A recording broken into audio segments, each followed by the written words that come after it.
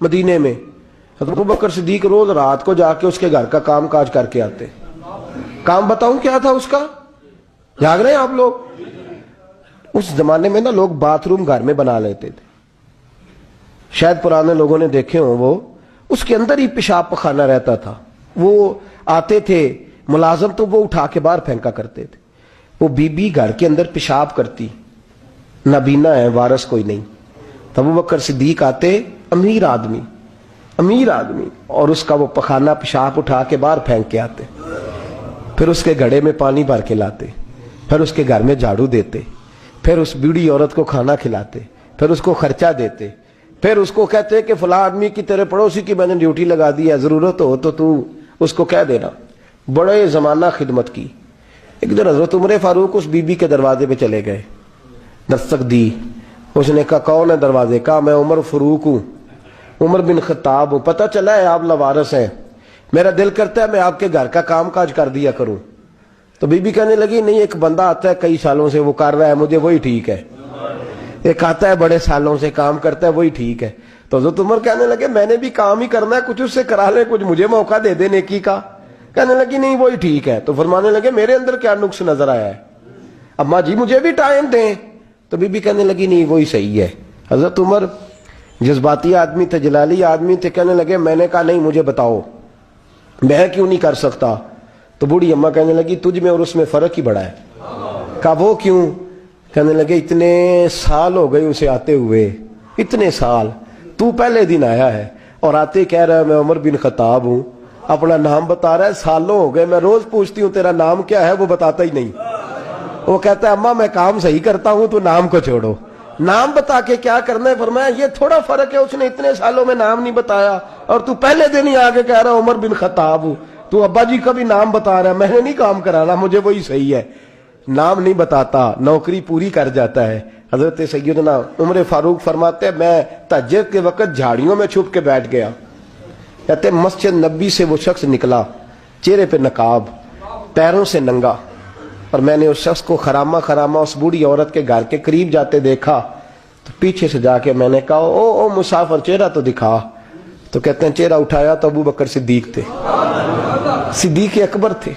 حضرت عمر فاروق فرماتے ہیں میں نے کہا تو جوتی کو اتار کے آتا ہے؟ تو کہنے لگے جوتی سے جب چلتا ہوں تو پیروں میں آواز پیدا ہوتی ہے, جوتے کی وجہ سے. پڑوسیوں کو تکلیف دینے کا مقصد تو کوئی نہیں نا. اور فرمایا جب جوتوں سے آواز پیدا ہوگی تو گلی محلے والے پوچھیں گے ابو بکر کدھر جا رہا ہے, تو میں نیکی کسی کو بتانا نہیں چاہتا. تو فرمایا ابو بکر کب سے آ رہے ہو؟ فرمایا چھوڑ عمر, بس دعا کر رب میرا آنا قبول فرما لے. تو دعا کر سرکار کی بارگاہ میں حاضری صحیح لگتا ہے, چھوڑ میں کب سے آ رہا ہوں, کس وقت سے آ رہا ہوں, اس مسئلے کو چھوڑ.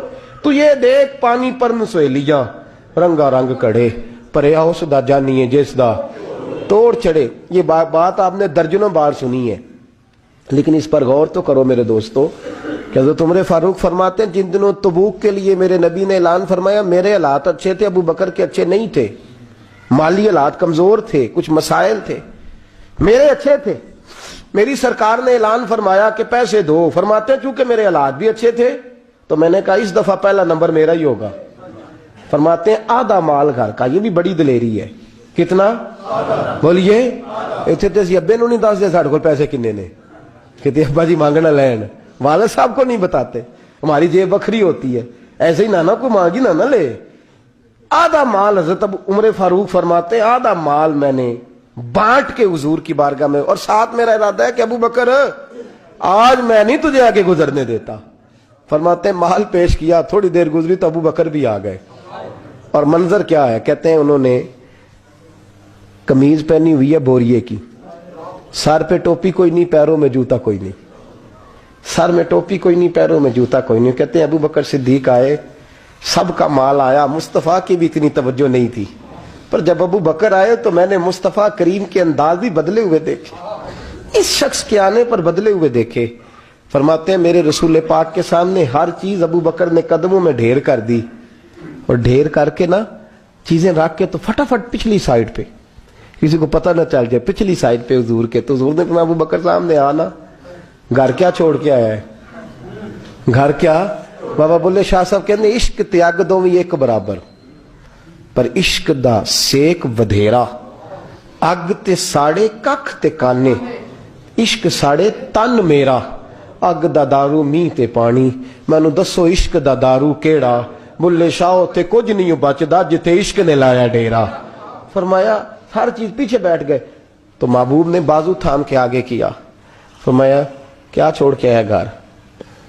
یہ اس بات پہ بات آپ نے پہلے بھی سنی ہے، لیکن ان لفظوں پہ غور کرو۔ ابو بکر نے یہ نہیں کہا حضور کچھ بھی نہیں، میں سارا کچھ لے، یہ لفظ کہا ہی نہیں۔ اللہ کرے ہمیں اس عقیدے کو سمجھیں، اس نظریے کو۔ یہ ترمذی اور مشکات دونوں میں یہ لفظ موجود ہے۔ یہ نہیں کہا حضور کچھ بھی نہیں، سارا کچھ لے آیا ہوں، یہ نہیں فرمایا۔ حضور نے فرمایا ابو بکر کیا چھوڑ کے آئے ہو گھر؟ توجہ ہے آپ کی؟ لفظ دیکھیں، کہا ما ابقیت اللہ و رسولہ، یا رسول اللہ گھر میں خدا کو بھی چھوڑ آیا ہوں، محمد مصطفیٰ کو بھی چھوڑ آیا ہوں۔ یہ لفظ ہے سیاستہ کے، میرے گھر میں خدا بھی ہے، خدا کا حضور کدھر تھے؟ بولے نا۔ اور وہ کیا کہہ رہے ہیں؟ یا رسول اللہ میں آپ کو اپنے ما ابقیت اللہ و رسولہ، میں گھر میں خدا چھوڑ آیا ہوں، خدا کا رسول چھوڑ آیا ہوں۔ خدا، اقبال کہتے ہیں پروانے کو شمع بلبل کو بھول، بس اس بس کو سمجھنا، پروانے کو شمع بلبل کو پھول بس، صدیق کے لیے ہے خدا کا رسول اور بس، صدیق کے لیے ہے خدا کا رسول اور بس، نہ ادھر نہ ادھر، نہ آگے نہ پیچھے، نہ کوئی چیز اور چاہیے نہیں، صدیق کے لیے خدا کا رسول اور پھر بس، اس سے آگے دائیں بائیں کسی چیز کی ضرورت۔ اقبال نے کہا تجھ سے تجھی کو مانگ کے میں نے مانگ لی ساری کائنات۔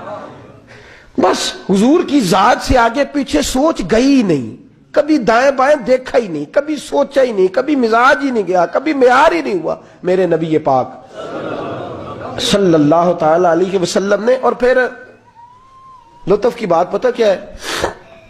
مزے کی بات، یہاں سب سے زیادہ ٹینشن پتہ کس آدمی کی ہوتی ہے؟ جو کچھ خرچ کرتا ہے نا کسی ادارے میں، اس کی بڑی پریشانی، اس کو مناسب پروٹوکول نہ ملے تو بگڑ جاتا ہے، بگڑ جاتا ہے۔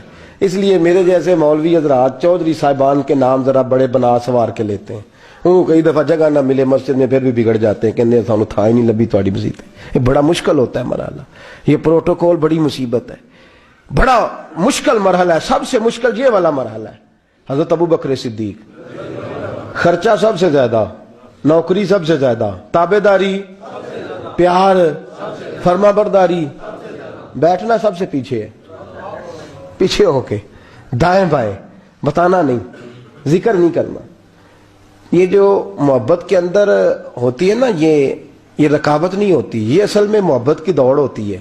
یہ حضرت عمر کہہ رہے ہیں نا، میں نے کہا تو آگے گزر کے تو دکھا، یہ محبت کی، بھئی ایک محبوب کے زیادہ محب ہوں تو ان کے اندر اس کو دعوت نہیں کہتے، سمجھیے گا بات، یہ بھی محبت کی۔ فاستبقوا الخیرات، اللہ خود کہتا ہے آگے بڑھو ایک دوسرے سے۔